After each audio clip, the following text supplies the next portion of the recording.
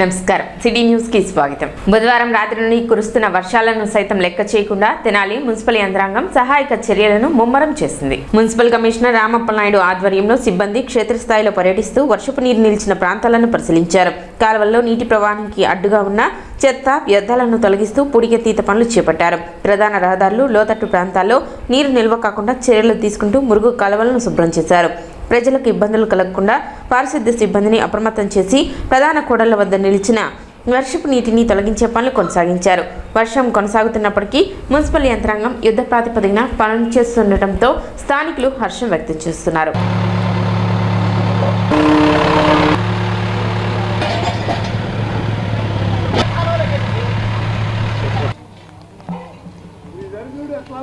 వెళ్ళిపోయేది వరకు ఈ గందరగోళం అయిపోయింది.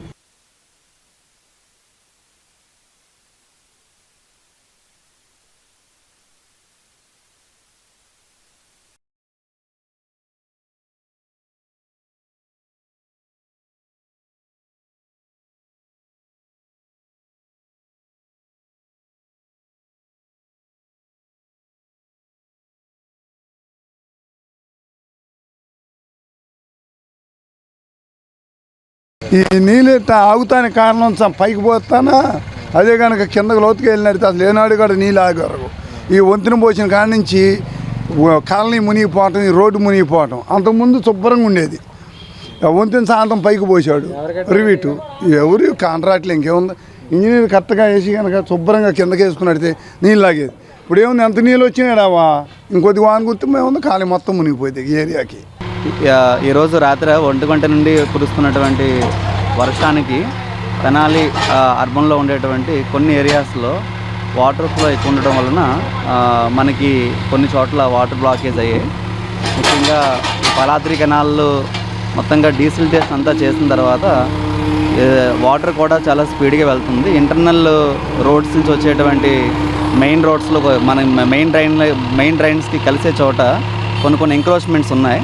వాటి వల్ల వాటరు ఈ పాలాద్రి కెనాల్లోకి రావడం కోసం కొంత ఇబ్బంది ఉంది. వాటిలన్నీ గమనించి ఎర్లీ మార్నింగ్ నుండి కూడా sanitation and town planning department నుండి ఎంక్రోచ్మెంట్స్ అన్ని తీసి వాటర్ ఈజీగా ఫ్లో అయ్యేటట్టు కెనాల్లోకి వెళ్ళేటట్టు చూస్తున్నాం. సో వర్షం పడినటువంటి 15 నిమిషాలకల్లా మనకి రోడ్స్ అన్నీ క్లియర్ అవుతున్నాయి. ఇంటర్నల్ రోడ్స్ నుంచి మెయిన్ కెనాల్కి వచ్చిన చోట కొన్ని చోట్ల ఇబ్బంది ఉంది. గంగనంపేటలో కొన్ని చోట్ల, అట్లాగే మన మెయిన్ ఈ ఏరియాలో కూడా మనకి పాలాద్రి కెనాల్ ఏరియాలో, యాజేకొట్టి ఏరియాలో కూడా కొంత బ్లాకేజ్ ఉంది. అన్నీ కూడా క్లియర్ చేయించాం. సో మనకి డీసిల్టేషన్ పూర్తి కావడం వలన మనకి ప్రధాన కాలువల్లో చాలా స్పీడ్గా వాటర్ ఫ్లో అనేటువంటిది ఉంది.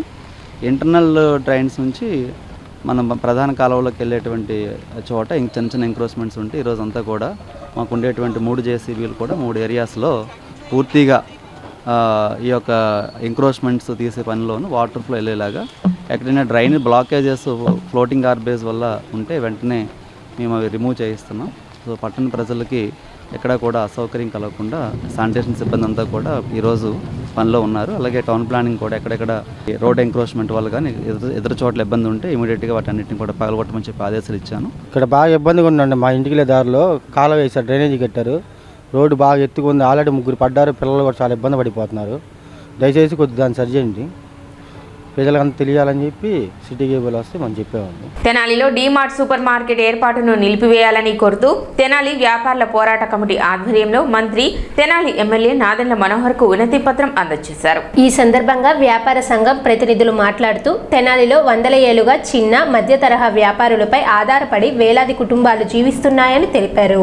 ఇప్పటికే ఆన్లైన్ వ్యాపారాల ప్రభావంతో స్థానిక వ్యాపారులు తీవ్ర ఇబ్బందులు ఎదుర్కొంటున్నారని, ఇలాంటి పరిస్థితుల్లో డీమార్ట్ వంటి భారీ సూపర్ మార్కెట్ వస్తే చిన్న వ్యాపారులు జీవనోపాధి దెబ్బతింటుందని ఆందోళన వ్యక్తం చేశారు. కిరాణా, fancy, book store, steel and brass, electricals, readymade, jute, కూరగాయలు, పండ్లు, ఫుట్వేర్, మెడికల్స్ తదితర రంగాల వ్యాపారులపై తీవ్ర ప్రభావం పడుతుందని పేర్కొన్నారు.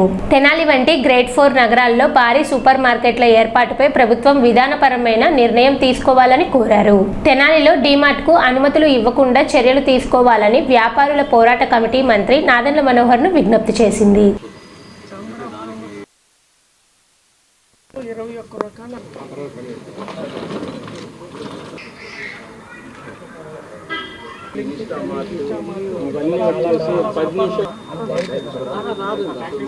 రూపాయి పెట్టడం, టమోటాలకి పెట్టడం, అలాంటి మ్యాజిక్లు ఏమో మాకు చేత కాదు. మరి మా తాత మాట్లాడుకొని లాటోల్లోనూ అక్కడ ఏరియాలో మర్చెంట్స్ అసోసియేషన్ తరఫున క్లాత్ మర్చెంట్స్ అసోసియేషన్, కిరాణా merchants association, medical merchants association అందరం కలిసి ఈరోజు ఇక్కడికి వచ్చి మంత్రి గారికి వినతిపత్రం ఇస్తానికి వచ్చాము.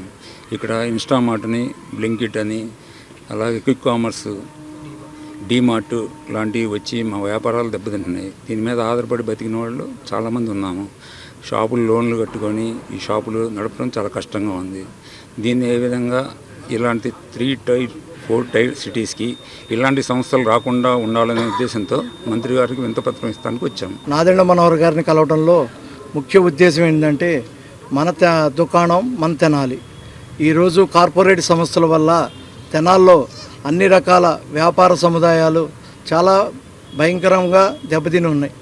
దీనిలో ముఖ్య ఉద్దేశం రేపు రాబోయే కాలంలో చెంచుపేటలో స్వర్ణాయన్ హోటల్ ఎదురుగా డీమార్ట్ రాబోతుందని మాకు ఒక సమాచారం వచ్చింది. దానిలో భాగంగా ఈరోజు తెనాల్లో ఉన్న ఎమ్మెల్యే గారు మరియు మినిస్టర్ గారైన నాదెండ్ల మనోహర్ గారికి మెమరాండం ఇవ్వడం జరుగుతుంది. దీనిలో యొక్క ముఖ్య ఉద్దేశం ఈ యొక్క ఆన్లైన్ వల్ల మాలో అందరికీ కూడా వ్యాపారస్తులు, గుమస్తాలు అందరూ కూడా దెబ్బతినే అవకాశం ఉంది. వాళ్ళు ఒక డిపార్ట్మెంట్ పెడితే ఒక సంస్థ నుంచి కనీసం 200 మందికి ఉద్యోగాలు ఇస్తున్నారు. కానీ మేము ఇక్కడ అన్ని రకాలుగా 2000 మంది నుంచి 5000 మంది జనాభా బయటికి వెళ్ళిపోయే పరిస్థితి వచ్చింది. ఇక్కడ ప్రతి ఒక్క ట్రాన్స్లేషన్, ఒక కిరాణా షాపుడు సాయంత్రానికి ₹1,00,000 అమ్మాడంటే దానిలో నుంచి 100 రకాల వాళ్ళ అవసరాలకు కొనుక్కుంటారు. అలానే ఫ్యాన్సీ, అలానే jute merchant, cool drinks, water bottles, medical, అలానే హోల్సేల్ కిరాణా, రిటైల్, తర్వాత అన్ని రకాలుగా చెప్పుల షాపులు, 1 కాదు 2 కాదు, స్టీలు, బ్రాస్ మర్చెంట్, ఇలా చూసుకుంటూ వెళ్తే ఇప్పటికే చాలా అసోసియేషన్లు డ్యామేజ్ అయ్యే పరిస్థితికి వచ్చింది. అసోసియేషను సిండికేట్ కూడా పోయింది. కాబట్టి మీ అందరం కూడా తెనాల్లో ఉన్న వ్యాపారస్తులందరినీ చెప్పేది ఏంటంటే మీరందరూ కూడా దీన్ని స్పందించి అందరం కూడా ఇందులో జాయిన్ అయ్యి ఇది రేపు ముందు రోజుల్లో మన మనుగడే కష్టమైన రోజు అయింది. కాబట్టి ప్రతి ఒక్కళ్ళు కూడా వాళ్ళ ఇంట్లో కానీ షాప్లో కానీ వర్కర్స్ కానీ ఆన్లైన్ పర్చేసింగ్ విధానాన్ని పూర్తిగా అవాయిడ్ చేద్దాం. తెనాలి ఐఎంఏ హాల్లో doctor CSRK Prasad endowment gold medal lecture కార్యక్రమం నిర్వహించారు. ఈ సందర్భంగా గుంటూరుకు చెందిన ప్రముఖ neurologist doctor Srirama Anjaneyulu approach to vertigo అంశంపై ప్రసంగిస్తూ వర్టిగో వ్యాధి నిర్ధారణ, చికిత్సలో అందుబాటులో ఉన్న ఆధునిక వైద్య విధానాలను వివరించారు. ఈ కార్యక్రమంలో ఐఎంఏ తెనాలి అధ్యక్షులు డాక్టర్ శ్యామ్ ప్రసాద్, ఉపాధ్యక్షులు డాక్టర్ జి రవిశంకరరావు, కార్యదర్శి డాక్టర్ గుత్తి కోటేశ్వర ప్రసాద్, సహాయ కార్యదర్శి డాక్టర్ టి రాకేష్, కోశాధికారి డాక్టర్ టి అభిలేష్, పలువురు వైద్యులు పాల్గొన్నారు. స్వస్థత పొందారు. గ్రామీణులకు వైద్యశాంత జీవనం గడుపుతున్నారు. తన హాస్టల్ మేట్ అయిన భావన దీనితో ప్రసాద్ గారు ఆర్బిఎస్ చదువుతాను అని చెప్పారు. డాక్టర్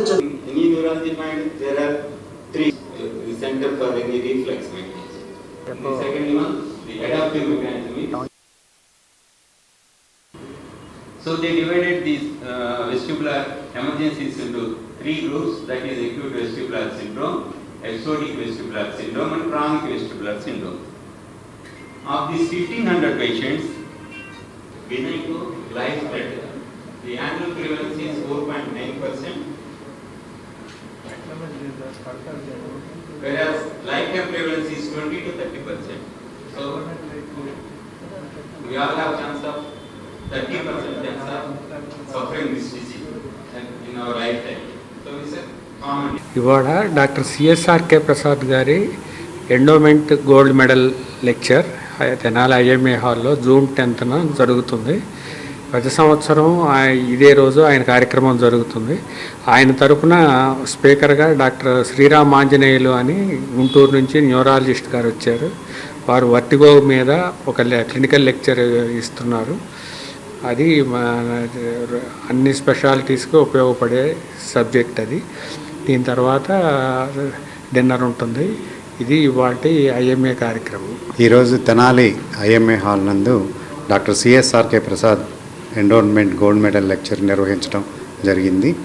దానికి స్పీకర్గా గుంటూరు నుంచి Ammaji Pavani memorial super speciality hospital అందులో పనిచేసే neurologist, DM neurologist doctor Srirama Anjaneyulu garu ఈరోజు స్పీకర్గా ఇక్కడికి వచ్చి అప్రోచ్ టు వర్టిగో గురించి లేటెస్ట్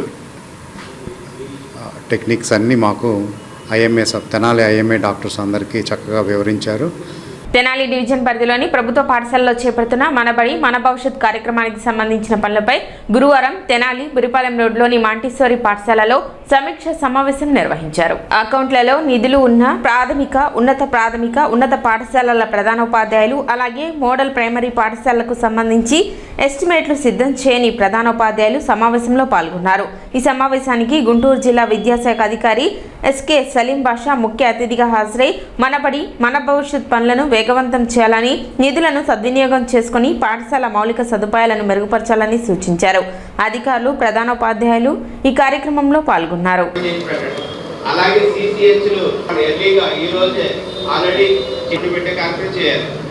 అదే క్యాన్లకి ఉంటాయి చూసుకోవడానికి రాబోయే రోజుల్లో వర్షం ఏం చేయాలి, వేడి వాళ్ళకి తాగడానికి వాళ్ళు కొన్నాడు ఆ డైరియా ఇది తగ్గడం వాళ్ళకి హాట్ వాటర్, లేకపోతే ఏమవుతుందంటే పిల్లలు అలా లేకుండా ఉండాలంటే హాట్ వాటర్ ఇస్తే నీళ్లు తాగకపోవడం వల్ల జబ్బులు వస్తాయి.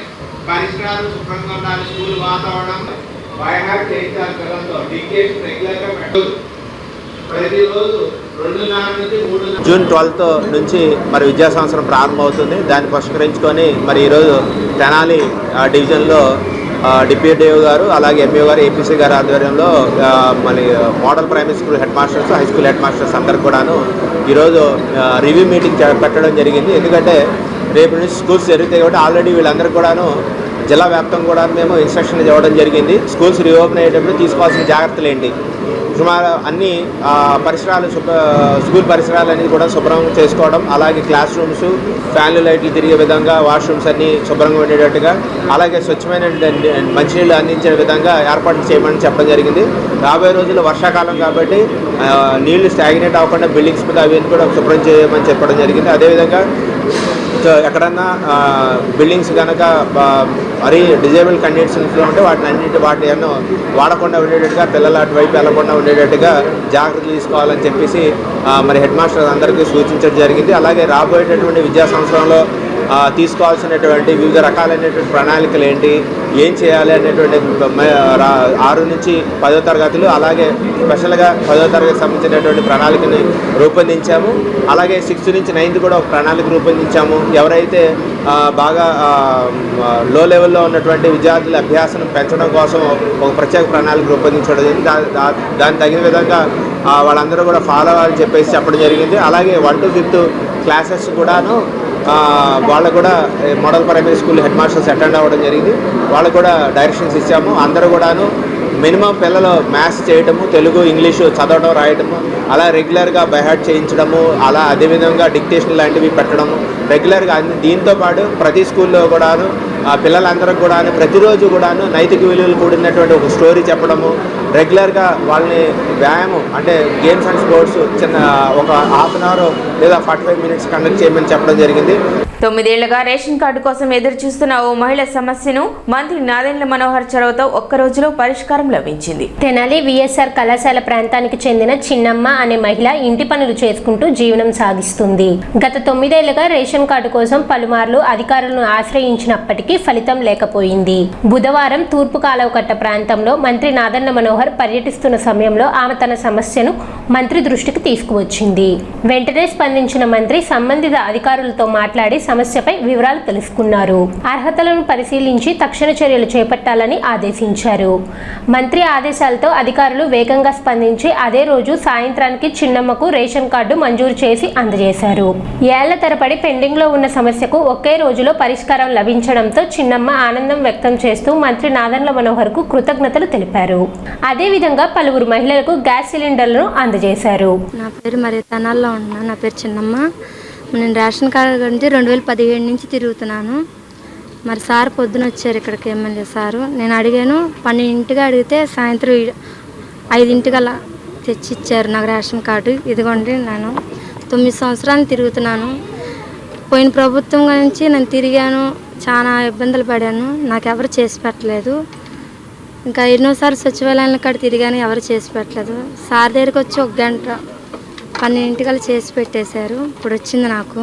ఆయన దయ వల్ల చాలా సంతోషంగా ఉంది. నా కష్టం ఉంది, నా ఇది చాలా సంతోషం. 9 సంవత్సరాలు నా బాధ అవన్నీ. నేను ఇళ్ళల్లో పనికి వెళ్తాను, ఇళ్ళల్లో పనులకి వెళ్ళి చేసుకుంటాను. మా ఆయన వాటిల్లో పనులకి వెళ్తారు. నాకు 2 ఆడపిల్లలు. అసలు ప్రభుత్వం నుంచి ఏమీ రాలేదు అని ఉన్న ప్రభుత్వంలో నుంచి కూడా మాకేమీ రాలేదని. కానీ సార్ని అడిగాను, మాకు 4 గంటలు అన్నీ తెచ్చిపెట్టేశారు. రేషన్ కార్డు నన్ను పోరాటానికి 9 సంవత్సరాల నా కష్టానికి ఇది 4 గంటల్లో వచ్చేసింది.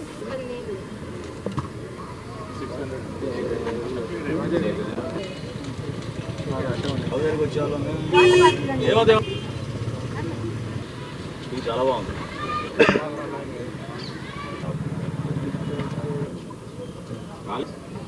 చెప్పరు ఫోన్లో వచ్చిందా నీకు మెసేజ్? మొత్తం ఎన్ని ఉన్నాయి కట్టుకుంటానంటే అందరు చెప్పారు నీకు పడినాయి. Very good.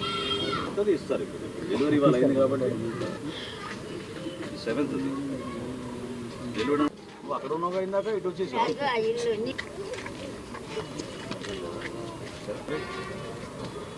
ఏంటి చేయాలి కదా హ్యాండ్ హోల్డింగ్. కార్డు ఉంటే గ్యాస్ వస్తుంది. కార్డు లేదా అసలు నీకు? మరి మంత్ నీకు ఓపెన్ చేస్తారు కదా, ఈ మంత్ చేపిస్తా అంటే ప్రత్యేకత నీకేమన్నా? వర్షాలు రావాలి, మేఘాలు రావాలి అట్లా ఉందా నీకేమన్నా? ఇన్ని రోజులు ఏం చేశారు మరి? జెన్యున్ కేసు కదా, అందుకనే 100 సార్లు చెప్తాను మీ అందరికీ డోర్ టు డోర్ వెళ్ళండి, డోర్ టు డోర్ వెళ్ళండి అని. వెళ్ళరు మీరు అసలు. ఈ నెలలో తీసుకెళ్తారమ్మా, చెక్ చేపిస్తాడు, ఈయనే వస్తారు. ఆయన వెళ్ళి చెక్ చేయించి సర్టిఫికేట్ తీపిస్తారు. సర్టిఫికేట్ వచ్చినప్పుడు పెన్షన్ ఓకేనా? దగ్గర చేసుకో. సిటీ న్యూస్ ఇంతటితో సమాప్తం. నమస్కారం.